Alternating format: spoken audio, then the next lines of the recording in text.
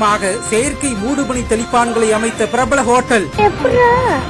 மிஸ்டிங் system எனப்படும் இந்த technology வாடிக்கையாளர்களை குளுகுளு ஊட்டிக்கே கொண்டு செல்கிறதாம். ஏசியில் இருப்பது போன்று மூடுபனி செட்டப்பை உருவாக்கி அசத்திய ஹோட்டல் நிர்வாகம்.